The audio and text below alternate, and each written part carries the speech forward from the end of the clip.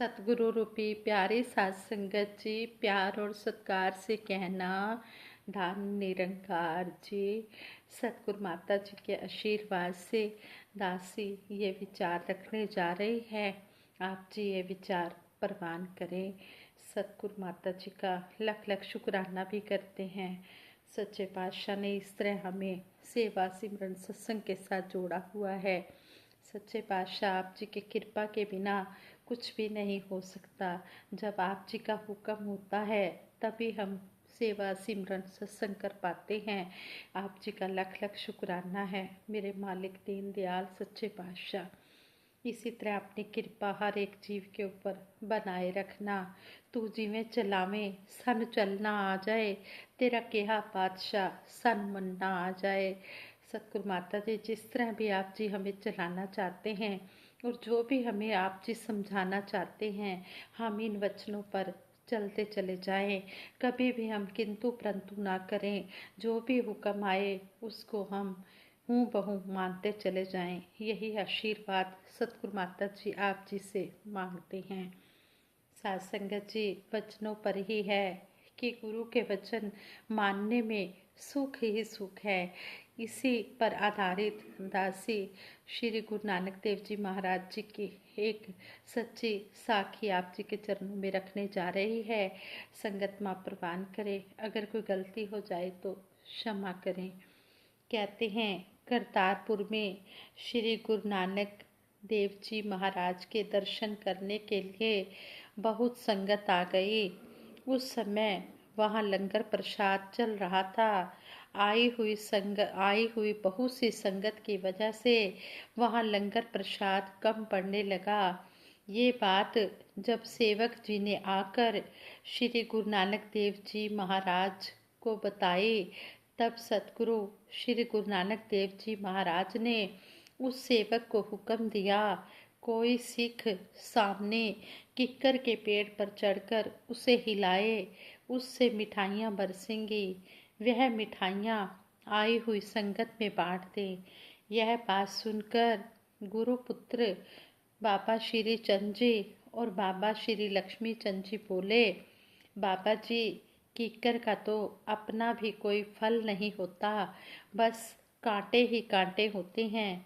किक्कर से मिठाइयाँ कैसे बरसेंगी। कुछ कच्ची श्रद्धा वाले भगत बोले, सारा संसार घूम घूम कर बुजुर्गी में श्री गुरु नानक देव जी महाराज ये क्या कह रहे हैं, भला किक्कर से कम मिठाइयाँ बरसी हैं। ये सब बातें सुन रहे भाई लहणा जी को हुक्म हुआ, भाई लहणा तू किक्कर के पेड़ पर चढ़ जा और वहाँ से मिठाइयाँ बरसेंगी, किक्कर के पेड़ को हिला दे। बिना एक पल की देर लगाए भाई लहणा जी किक्कर पर चढ़ गए और भाई लहणा जी जोर जोर से किक्कर को हिलाने लगे। दुनिया ने ये सब देखा, किक्कर से मिठाइयाँ बरसी और वे सारी मिठाइयाँ सारी संगत ने खाई। जब सारी संगत तृप्त हो गई तब हुक्म हुआ, भाई लहणा अब तू किक्कर के पेड़ से नीचे आ जा।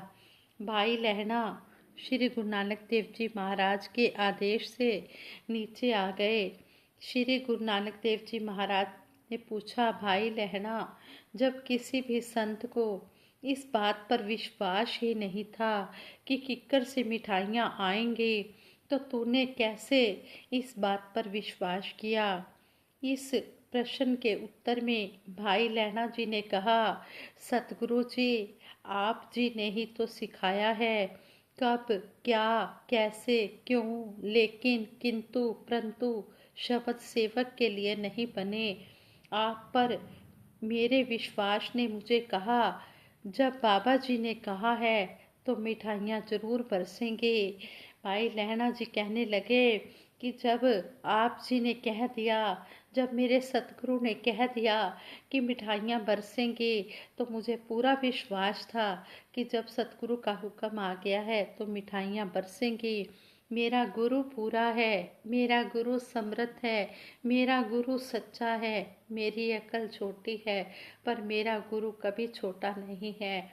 श्री गुरु नानक देव जी महाराज जी ने यह बात सुनते ही भाई लहणा जी को गले से लगा लिया। यही भाई लहणा जी श्री गुरु अंगद देव जी महाराज बनकर श्री गुरु नानक देव जी महाराज की गद्दी पर विराजमान हुए। साथ संगत जी, कहने का भाव यही है, जब गुरु के हुक्म को कोई मान लेता है तो गुरु बहुत ही खुश होता है। और कहते हैं, संपूर्ण हरदेव वाणी में भी सतगुरु बाबा हरदेव सिंह जी महाराज ने समझाया है कि जिस गुरसिख ने गुरु के दिल में अपनी जगह बनाई है, कहे हरदेव गुरु भक्ति की कला उसी को आई है। जिस पर यह सतगुरु रीझ जाता है, फिर उसी को ही भक्ति की कला समझ में आती है। और सतगुरु ऐसे भगत पर, किस भगत पर रीझता है? जो भगत सतगुरु के वचन को हूँ बहू किंतु परंतु किए बिना हूँ बहू मान लेता है। ऐसे ही कहते हैं कि एक पंडित जी डेली शाम को एक पेड़ के नीचे बैठकर पूजा किया करते थे और कथा की समाप्ति पर राम भजन स्यों बंधन टूटे पढ़कर श्रोताओं से राम नाम का सिमरन करवाते। जो इस कथा को सुनते उनसे राम नाम का सिमरन करवाते। उसी पेड़ की एक टहनी के साथ एक पिंजरा टंगा हुआ था। उसमें उस बाग के मालिक ने एक मैना को पाल रखा था। मैना भी डेली पंडित जी की कथा सुनती। उसे पंडित जी के राम भजन स्यों बंधन टूटे वाक्य में अपने बंधनों से छुटकारा दिखाई देने लगा। परिणाम यह हुआ कि उसने राम राम गाना शुरू कर दिया। राम राम का जाप करते हुए वह उस दिन की इंतजार करने लगी जब वह पिंजरे से आजाद होकर विशाल गगन में आजादी से उड़ सकेगी। जब बाग के मालिक सेठ ने मैना को राम राम का जाप करते हुए सुना तो उसने पिंजरे को ताला लगाना शुरू कर दिया। वह सोचता, मुझे मैना का खास ध्यान रखना होगा, कहीं ऐसा न हो कि मैं कभी पिंजरा बंद करने में भूल जाऊं और मुझे ऐसे भगत हृदय मैना से हाथ धोना पड़े। मैना यह देखकर बहुत छटपटाई। वह सोचती, राम के भजन से बंधन टूटने की बजाय यहाँ तो और भी बंधन मजबूत हो गए हैं। एक शाम को जैसे ही पंडित जी ने डेली की तरह यह वाक्य पढ़ा कि राम भजन स्यों बंधन टूटे, तो मैना से रहा नहीं गया और वह तड़पती हुई बोल उठी, वृथा वचन कहो मत झूठे। मैना की बात सुनकर पंडित जी घबरा गए। उन्होंने जल्दी ही अपना सामान समेटा और अपने घर की ओर चले गए। सुनने वाले भी अपने अपने घरों को लौट गए, लेकिन उन सुनने वालों में से एक सज्जन जो उसी दिन ही कथा सुनने आया था वहीं रुक गया। जब सब लोग चले गए तो उस सज्जन ने मैना से उसकी बात का कारण पूछा। मैना ने अपनी दुख भरी कहानी उसे कह सुनाई। मैना की बात सुनकर वह सज्जन बोला, मैं तुम्हें आज़ाद होने का एक गुर बताता हूँ। देखो, यदि तुम आज़ाद होना चाहती हो तो तुम्हें जीते जी मरना होगा। आज शाम जब सेठ आए तो तुम गर्दन ढीली करके और सांस रोक के लेटी रहना। इससे सेठ समझेगा कि तुम मर गई हो। तुम्हें मेरी बात तुम्हें मरा हुआ जानकर जब सेठ तुम्हें पिंजरे से बाहर निकाले तो तुम तुरंत उड़ जाना। मैना को उस सज्जन की बात ठीक लगी। मैना ने ऐसा ही किया। सुबह के समय जब सेठ आया तो उसने अपनी आदत के अनुसार कहा, मैना राम राम कहो। मैना ने कोई जवाब नहीं दिया। सेठ फिर बोला, मैना राम राम कहो, मैं तुम्हारे लिए कितनी टेस्टी चूरी लाया हूँ, राम राम कहो और फिर इस चूरी को खाओ। लेकिन मैना ने ना ही कोई जवाब दिया ना ही कोई हरकत की। सेठ ने पिंजरे को हिलाया, लेकिन मैना बिना हिले डुले पड़ी रही। सेठ जी ने सोचा, बेचारी मैना राम को प्यारी हो गई है। यह सोचकर उसने पिंजरे का ताला खोल दिया और मैना को निकालकर अपनी हथेली पर रख लिया। मैना तो इसी अवसर की इंतजार में थी, इसी मौके की इंतजार में थी। वह एकदम फुर फुर करती हुई उड़ गई और बेचारे सेठ जी देखते ही रह गए। शाम को पंडित जी कथा करने आए। उन्होंने कथा खत्म करने के बाद वही वाक्य दोहराया, राम भजन स्यों बंधन टूटे। तभी मैना पेड़ की ऊपरी टहनी से चहकती हुई बोली, वृथा वचन कहो मत झूठे, सतगुरु मिले तो बंधन टूटे। तो मैना ने कहा कि जब सतगुरु जिंदगी में मिल जाता है तभी बंधन टूटते हैं, और जो सतगुरु बात कह देते हैं, सतगुरु की बात को अगर कोई हूँ बहू मान लेता है तो उसका जीवन सुखी हो जाता है। तो इस स्टोरी से भी हमें यही सीखने को मिला है कि जिस तरह मैना ने बात को मान लिया, सतगुरु की बात को मान लिया, और इस तरह उसके बंधन टूट गए। जो सज्जन थे वो भी सतगुरु रूप बनकर आए और उसको समझाया, तो उसने विश्वास कर लिया और उन वचनों को मान लिया, तो उसको अपने जीवन से आज़ादी मिल गई।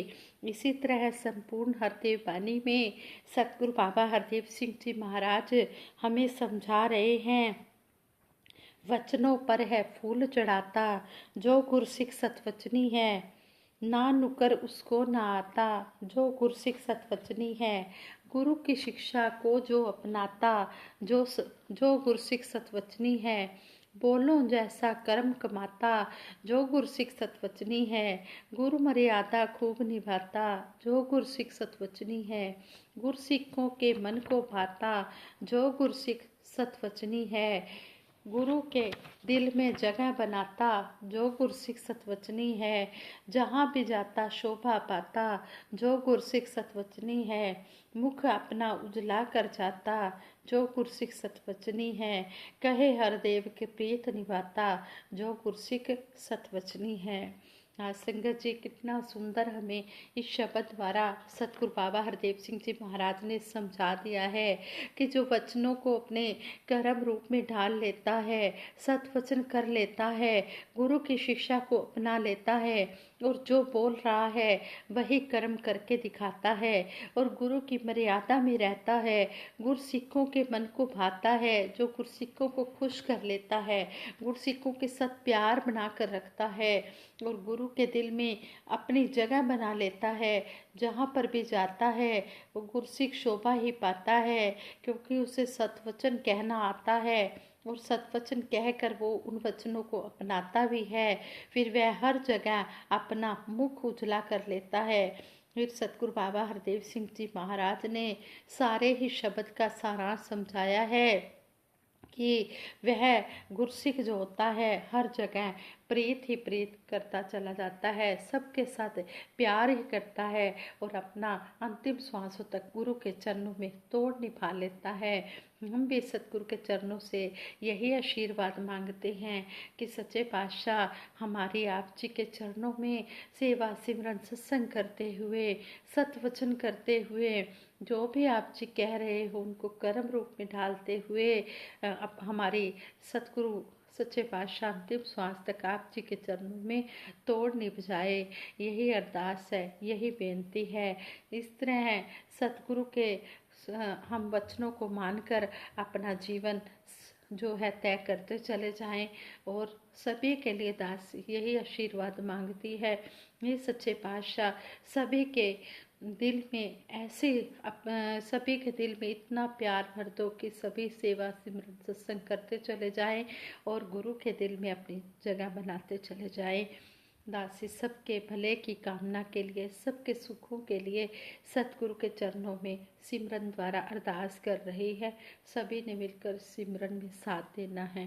तू ही निरंकार मैं तेरी शरण हाँ, मैनू बख्श लो। तू ही निरंकार मैं तेरी शरण हाँ, मैनू बख्श लो। तू ही निरंकार मैं तेरी शरण हाँ, मैनू बख्श लो। बोलिए सतगुरु माता सुदीक्षा सविंदर हरदेव जी महाराज की जय। निरंकारी राजमाता गुरु वचन अवतार की जय। साध संगत जी प्रेम से कहना धन निरंकार जी।